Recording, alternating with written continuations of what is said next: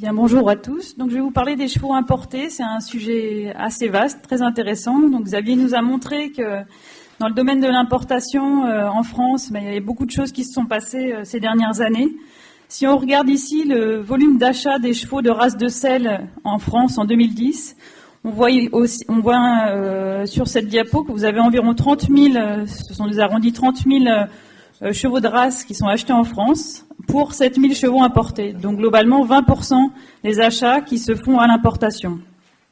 Sur ce marché-là, il faut noter que c'est en croissance assez forte puisque depuis 10 ans, les chevaux importés en France ont été multipliés par 5. Et on note aujourd'hui qu'en 2010, les 7 principales races de chevaux de sport qu'on trouve sur les terrains de concours et qui sont importés en France représentent un quart de la production de sel français. Donc ça nous a beaucoup interrogés. Donc l'Observatoire économique et social de l'IFCE a fait en 2011 une étude spécifique sur ces chevaux importés. Alors on note en plus, comme l'a dit Xavier, que sur le marché intérieur, on voit plutôt une tendance à la baisse des transactions enregistrées. Donc ce qui nous a incité encore plus à essayer de comprendre ce qu'on pouvait voir sur ces importations de chevaux. Donc on a voulu savoir un petit peu pour quelles pratiques, quels usages les chevaux étaient importés en France et selon quelle démarche d'achat. Pour cela, on s'est appuyé sur une enquête prix qu'on a menée en 2011. Je ne vais pas en reparler tout de suite parce qu'on y reviendra après. Il y a une présentation spécifique sur cette enquête-là.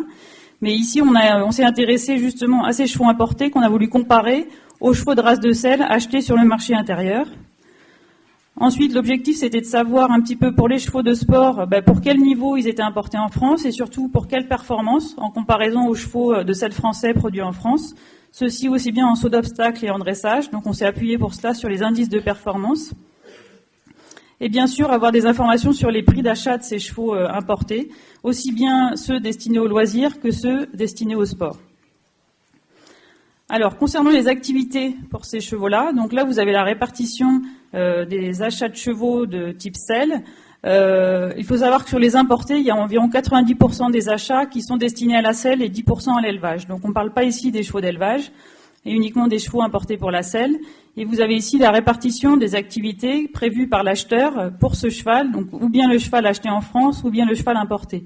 Ce qu'on voit, c'est que en France, il y a quand même la plupart des chevaux qui sont achetés pour pratiquer les activités polyvalentes avec un objectif de compétition, alors qu'à l'importation, on a des activités encore plus diversifiées. Donc on trouve d'une part pas mal de chevaux achetés pour des activités polyvalentes sans objectif de compétition, donc on voit à peu près un tiers des achats, et aussi un peu plus de chevaux qui sont achetés uniquement pour la compétition, donc un petit peu plus d'un quart des achats. Et globalement, on voit qu'on a d'une part des chevaux achetés pour le sport, environ une petite moitié, un peu plus d'une moitié, mais aussi beaucoup de chevaux importés pour des activités de loisirs, principalement donc des activités polyvalentes, sans objectif de compétition. Et en fait, on constate que c'est directement lié aux races des chevaux qui sont importés, puisqu'on va trouver des races à la fois plutôt orientées pour le sport, c'est le cas du KWPN. On a des races, notamment le frison, qui sont plus clairement ciblées pour des activités de loisirs, sans compétition, ou bien des races mixtes, comme le pur race espagnol, qui se trouve dans les deux activités, aussi bien en sport qu'en loisirs. Et en sport, en fait, les chevaux importés, on constate qu'il y en a plutôt plus qui sont achetés pour du dressage comparativement aux achats de chevaux en France. Donc à l'importation, on a à peu près 50% des chevaux importés pour le saut d'obstacle, 50% de chevaux importés pour le dressage, alors que sur le marché français, on est plutôt à un quart de chevaux de dressage pour 3/4 de chevaux destinés au saut d'obstacle. Alors on a demandé aux acheteurs de ces chevaux importés, finalement, est-ce qu'ils cherchaient spécifiquement un cheval étranger ? Et ce qu'on constate, c'est que quand même majoritairement, donc on a 2/3 des acheteurs qui cherchaient spécifiquement un cheval étranger, pas forcément une race spécifique, mais en tout cas un cheval étranger. Et dans les explications qu'ils nous ont fournies, c'est la principale explication, notamment dans le domaine du sport, ce sont les aptitudes du cheval, que ce soit en sport ou en saut d'obstacle ou bien en dressage. Donc ça s'appuie principalement sur la notoriété de ces races en compétition internationale. On a également une explication liée à la génétique, donc des personnes qui ont peut-être un objectif d'élevage derrière et qui recherchent spécifiquement une génétique et qui vont chercher ce cheval-là dans le berceau de sa race. On a aussi pas mal de chevaux achetés, donc l'acheteur nous déclare être passionné par une race donnée. Donc ça peut être à la fois pour des raisons de modèle du cheval, ou bien de confort, ou bien dans son modèle, dans ses allures, ou bien des questions de mental. On trouve souvent aussi l'explication du mental d'une race donnée. Donc là, on va notamment trouver les races, ou bien les races américaines, ou bien les races frison, espagnoles, etc. Et un dernier argument, c'est également le rapport qualité-prix. Donc là, ça concerne exclusivement les chevaux de sport, principalement le KWPN, destiné à l'obstacle. On a néanmoins donc quand même un tiers des personnes qui ne cherchaient pas spécialement un cheval étranger, mais qui en ont acheté un. Et ce qu'on constate quand on croise cela avec leur lieu d'achat, puisqu'on a demandé aux acheteurs où est-ce qu'ils avaient trouvé le cheval, s'ils l'avaient trouvé en France ou bien s'ils étaient allés le chercher à l'étranger, on constate qu'on a à peu près 20% des acheteurs qui finalement ne recherchaient pas spécialement un cheval étranger et qui l'ont acheté en France. Donc quelque part, on constate qu'il y a quand même une part importante d'achats de chevaux importés qui sont finalement des acheteurs un peu involontaires, qui ont acheté ce cheval-là, mais qui auraient peut-être tout aussi bien pu acheter un cheval un seul français ou un autre cheval produit en France.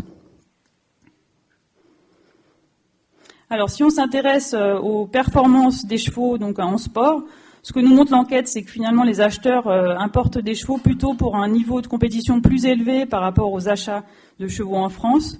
Et ce qu'on a confirmé en analysant les indices des chevaux et les épreuves dans lesquelles les chevaux ont concouru. Donc là, on s'intéresse ici aux chevaux actifs en compétition en 2010 et on compare les selles français d'une part et les chevaux importés d'autre part.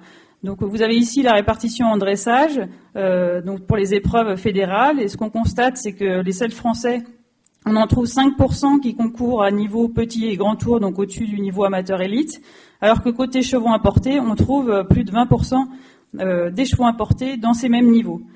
Alors, en fait, pour cette analyse-là, vous avez en dessous la liste des races importées qu'on a considérées. En fait, pour le dressage comme pour le saut d'obstacle, on a considéré les principales races importées présentes dans chacune des disciplines qui ne sont pas exactement les mêmes. Donc, vous avez la liste en dessous. Et côté saut d'obstacle, ce qu'on constate, c'est que là aussi, les chevaux importés concourent à des niveaux plutôt plus élevés comparés à l'ensemble des selles français, puisqu'on a en gros 32% des chevaux qui concourent sur des épreuves de niveau 1,25 m ou plus, contre moitié moins pour le selle français. J'ai pas précisé qu'ici, on a en fait affecté à chaque cheval un niveau d'épreuve donné. En fait, on lui a affecté le niveau dans lequel il a le plus fréquemment concouru durant l'année 2010. Donc à partir de des indices de performance, on a également affecté à chaque cheval, donc on a affecté l'indice moyen dans sa discipline et on a pu calculer l'indice de chaque cheval, et pour chaque groupe de chevaux par niveau, on a calculé l'indice moyen d'une part des selles français, d'autre part des chevaux importés. L'objectif, c'était de comparer les indices obtenus d'une part les selles français, d'autre part les importés. Donc vous avez ici la répartition par niveau. Et donc, ce qu'on constate, c'est que finalement, les chevaux importés, quel que soit le niveau, de niveau amateur, plus petit niveau amateur au niveau professionnel, on a des indices de chevaux importés en moyenne de plus 2 à plus 5 points par niveau comparé aux selles français. Et quand on regarde d'un point de vue statistique, donc on teste les différences de ces moyennes obtenues et on constate qu'on trouve une différence significativement différente en niveau amateur, donc amateur 3 et amateur 2. Pardon. Alors on a fait le même type d'analyse donc pour le saut d'obstacle pour comparer les performances des chevaux d'une part selles français, d'autre part importés. Donc vous avez ici la répartition des indices moyens des chevaux, d'une part les selles français, d'autre part les importés, donc par niveau d'épreuve. Donc pour chaque cheval, le niveau d'épreuve dans lequel il a le plus fréquemment concouru en 2010. Et ce qu'on constate, c'est que à partir du niveau 1,10 m, on voit que les chevaux selles français ont un indice moyen par niveau légèrement supérieur aux chevaux importés, même si les écarts sont quand même assez faibles. Et d'un point de vue statistique, on constate quand même qu'il y a une différence significative. Donc les selles français sont bien plutôt plus performants, notamment au-dessus du niveau 1,15 m et 1,25 m et plus, donc dans les hauts niveaux. Alors qu'à l'inverse, on constate que les chevaux importés apparaissent significativement plus performants dans les niveaux amateurs les plus petits niveaux, donc niveau 1 mètre ou moins, pour les épreuves fédérales. Alors on s'est intéressé ensuite donc au prix d'achat de ces chevaux importés. Donc concernant les chevaux achetés pour le loisir, on constate, donc vous avez ici la répartition des prix d'achat, d'une part donc les chevaux importés pour le loisir D'autre part, les chevaux achetés en France. Donc là, il s'agit de la répartition uniquement des chevaux de race, donc de type selle. Et ce qu'on constate, c'est que du côté des chevaux importés, on a 40% des chevaux qui sont achetés au-dessus de 4 000 €, alors que pour les achats en France, on voit qu'on a une proportion beaucoup plus importante de chevaux achetés en dessous de 4 000 €. On voit 70% des achats qui sont en deçà de ce seuil de 4 000 €. Et en fait, ceci est directement lié aux races qu'on trouve, puisqu'en fait, à l'importation, on est sur des races assez spécifiques qui sont quand même plus chères comparées aux races françaises de loisirs. Et notamment, c'est le cas des races type espagnole, les races américaines. Mais néanmoins, on n'est pas sur des prix moyens non plus très très élevés. On est sur des prix médians et moyens de l'ordre de 5 000 € pour ces types de chevaux. Mais c'est vrai que les chevaux de race française sont quand même sur des prix moitié moins chers. On est plutôt aux alentours de 3 000 €.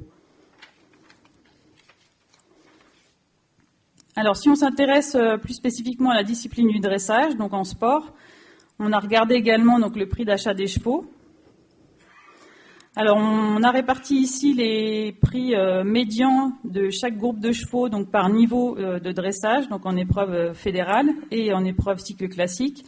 On s'intéresse ici au prix médian parce qu'en fait, on est sur des petits effectifs. Dès lors qu'on répartit les chevaux par groupe de niveau, on est sur des effectifs d'une dizaine, enfin, de 10 à environ 40 selon le niveau, notamment pour les chevaux importés. Donc on travaille sur les prix médians. Et ce qu'on constate, c'est que tout niveau confondu, on voit une différence significative de prix avec des prix des chevaux importés plus importants.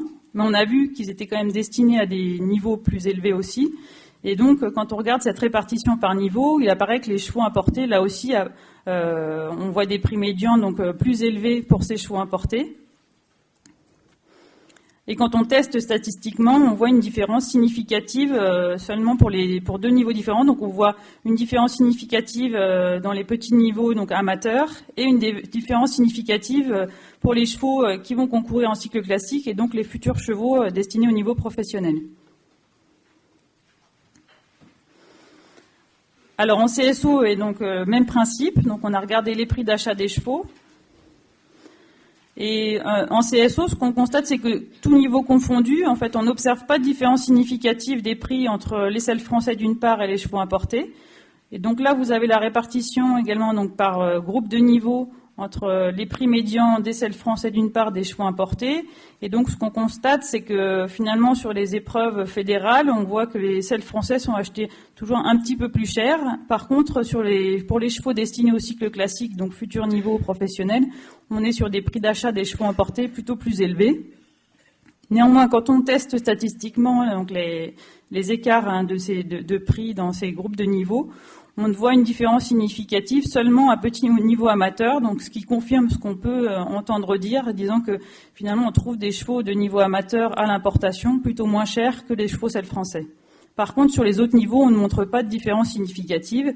Or, on a vu que les chevaux importés étaient plutôt destinés à des niveaux plus élevés. Alors, en conclusion, ce qu'on constate, c'est qu'on a un peu deux groupes de chevaux importés. On a d'une part les chevaux destinés au loisir. On a vu que c'était plutôt des races spécifiques et qu'effectivement, c'était des chevaux qui étaient achetés plutôt plus cher, donc ce qui coïncide. On a d'autre part, donc ça représente à peu près 40% des achats, les chevaux de loisir. On a vu les achats de chevaux de dressage, donc à peu près 30% des achats, qu'en termes de performance, c'était des chevaux qui étaient plutôt plus performants que les selles français, et que donc ce qui explique qu'ils soient aussi achetés plutôt plus cher. Et ce qu'on voit, c'est que dans ce groupe-là, finalement, dans les deux cas, ça correspond à une production française assez faible, ce qui explique un peu objectivement pourquoi les acheteurs se tournent vers des chevaux importés pour ces deux pratiques, ou bien du loisir ou bien du dressage. Par contre, pour le CSO, donc ce qu'on a vu, c'est que finalement les chevaux importés apparaissaient plutôt moins performants, notamment à niveau élevé, alors que quand on compare les prix, on est sur des prix qui ne sont pas moins chers. Et or, ce qu'on a démontré dans d'autres travaux, c'est que la production française était plutôt orientée quand même vers le haut niveau. Donc, ce qu'on constate, c'est que finalement, ces chevaux importés sont plutôt en concurrence avec une production française déjà plutôt en surplus. Ce qu'on a vu également au début, c'était qu'il y avait une part des achats à l'importation, notamment de chevaux de CSO, qui étaient des sortes d'achats involontaires, qu'on a qualifiés d'involontaires, puisqu'en fait c'était des acheteurs qui se trouvaient avoir acheté un cheval étranger, mais qui recherchaient pas spécialement ce type de chevaux. Avec donc une question en suspens, hein, c'est lié à l'organisation commerciale, notamment du sel français ou de la production française, comparée à celle de ces chevaux étrangers, qui fait qu'il y a certainement quelques parts de marché un petit peu quelque part perdu, peut-être faute d'organisation, ou en tout cas sans doute des leviers possibles dans ce domaine-là. Voilà, je vous remercie. Si vous avez des questions.